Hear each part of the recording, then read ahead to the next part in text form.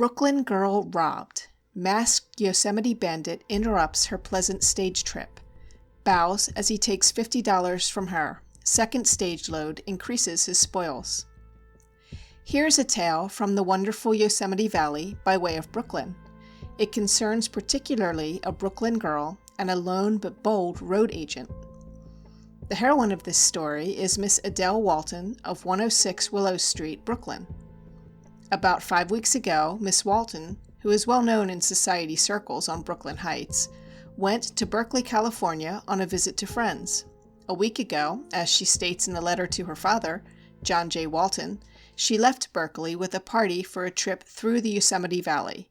The trip was made by stagecoach.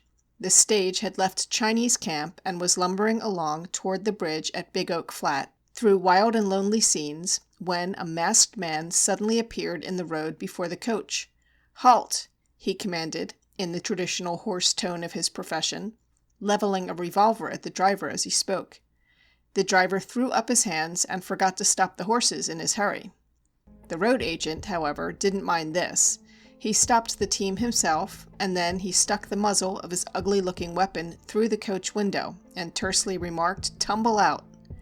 The 5 passengers, including Miss Walton, looked at the revolver and got out without comment.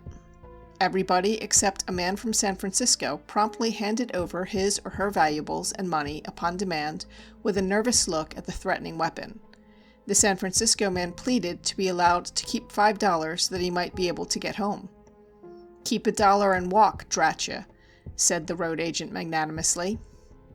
The San Francisco man took a lone $1 bill from his pocketbook and with a sigh pocketed it, handing the rest over to the bandit. Miss Walton contributed $50 to the robber's spoils.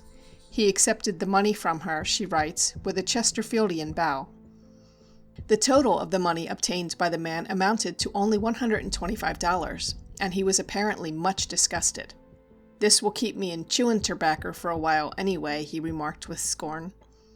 Just then another stage, traveling in the opposite direction, came up and the driver stopped to inquire what the trouble was.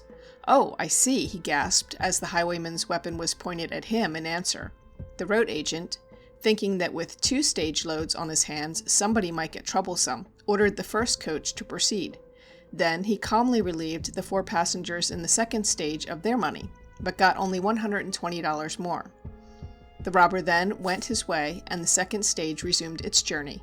When Miss Walton reached Sonora, she communicated with her friends at Berkeley and informed them of her plight.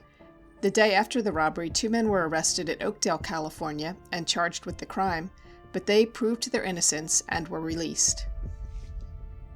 End of Brooklyn Girl Robbed. Recording by Colleen McMahon.